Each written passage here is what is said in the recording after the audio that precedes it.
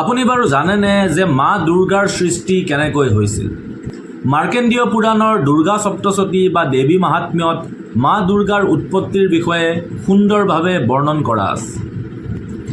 পৌৰাণিক কথা অনুসৰি এটা সময়ত ৰম্ভ নামৰ এটা অসুৰৰ ৰজা আছিল আৰু এই ৰম্ভ নামৰ অসুৰটো মহিষী অৰ্থাৎ এগৰাকী মহৰূপী ৰাক্ষসীৰ মোহত পৰিছিল আৰু এই ৰম্ভ আৰু মহিষীৰ পৰাই এটা শক্তিশালী পুত্ৰৰ জন্ম হয়, যাৰ নাম হৈছে মহিষাসুৰ।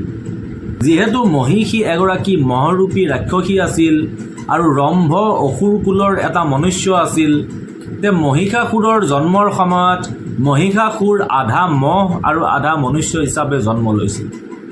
পাছত মহিষাসুৰে ব্ৰহ্মদেৱক তপস্যা কৰি বৰদান লয় যে দেৱতা, পুৰুষ বা কোনো প্ৰাণীয়ে যাতে মহিষাসুৰক বধ কৰিব নোৱাৰে, কেৱল মাত্ৰ স্ত্ৰী বা নাৰীয়েহে মহিষাসুৰক বধ কৰিব পাৰিব।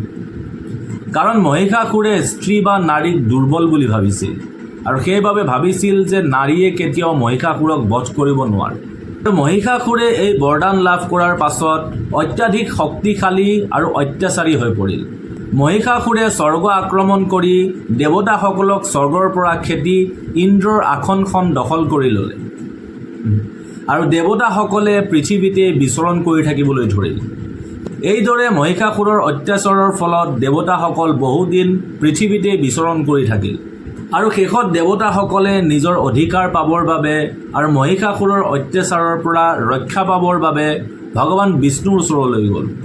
আৰু সেই মুহূৰ্ততে ব্ৰহ্মা, বিষ্ণু, ভগৱান শিৱ আৰু সমস্ত দেৱতাসকলৰ শৰীৰৰ পৰা এটা উৰ্জা ওলাই গ'ল আৰু দেৱতাসকলৰ শৰীৰৰ পৰা ওলোৱা এই মহাশক্তিশালী দিব্য উৰ্জা এটা শক্তিপুঞ্জত পৰিণত হৈছিল। আৰু এই দিব্য শক্তিপুঞ্জটো ইমানেই বেছি শক্তিশালী আছিল যে এটা জ্বলন্ত পৰ্বতৰ সমান দেখা গৈছিল। আৰু এই শক্তিপুঞ্জটোৰ মাজতেই এগৰাকী দিব্য স্ত্ৰী বা নাৰীৰ স্বৰূপ দেখা গৈছিল আৰু সেয়াই হৈছে মা দুৰ্গা। আৰু এই দিব্য স্ত্ৰী বা নাৰীগৰাকীক সকলো দেৱতাই নিজৰ নিজৰ শক্তি প্ৰদান কৰে। ভগৱান বিষ্ণুৱে সুদৰ্শন চক্ৰ, ভগৱান শিৱই ত্ৰিশূল, ইন্দ্ৰই নিজৰ বজ্ৰ, ঐৰাৱত হাতীয়ে নিজৰ ঘণ্টা, যমদেৱে এডাল কালদণ্ড, এখন দিব্য তৰোৱাল আৰু এখন দিব্য ঢাল প্ৰদান কৰে। বৰুণদেৱে প্ৰদান কৰে শংখ আৰু এডাল পাশ, পৱনদেৱে প্ৰদান কৰে ধনু আৰু বাণ, সেইদৰে ব্ৰহ্মদেৱে প্ৰদান কৰে এটা দিব্য কমণ্ডলু আৰু পৰ্বতৰাজ হিমালয়ে প্ৰদান কৰে মা দুৰ্গাৰ দিব্য বাহন এটা সিংহ। এইদৰে সকলো দেৱতাৰ উৰ্জা আৰু শক্তিৰে এই স্ত্ৰীগৰাকী মহাশক্তিশালী দশভুজা সিংহ বাহিনী মা দুৰ্গালৈ পৰিণত হয় আৰু মহিষাসুৰৰ লগত মা দুৰ্গাই 9 দিন যুদ্ধ কৰে। এই 9 দিনত মহিষাসুৰে বিভিন্ন ৰূপ লৈ মা দুৰ্গাৰ লগত যুদ্ধ কৰিছিল।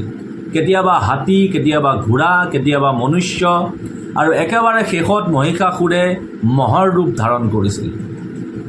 আৰু মা দুৰ্গাই 10ম দিনাখন মহিষাসুৰক বধ কৰে আৰু ইয়াৰ পাছতে মা দুৰ্গাক মহিষাসুৰ মৰ্দিনী নামেৰে সম্বোধন কৰা হয়। ইয়াক এনেকৈও ভাবিব পাৰি যে মহিষাসুৰ মানে হৈছে অধৰ্ম, অন্ধকাৰ বা অজ্ঞান আৰু মা দুৰ্গা মানে হৈছে ধৰ্ম, জ্ঞান, সত্য আৰু সাহস। আৰু দেৱতাসকলৰ উৰ্জা মানে হৈছে আমাৰ ভিতৰত থকা পজিটিভ চিন্তা বা পজিটিভ শক্তি। আৰু যেতিয়া সকলো ধৰণৰ পজিটিভ চিন্তা বা পজিটিভ শক্তি একলগ হয়, তেতিয়া মহিষাসুৰৰূপী অহংকাৰ বা অন্ধকাৰৰ নাশ হয়।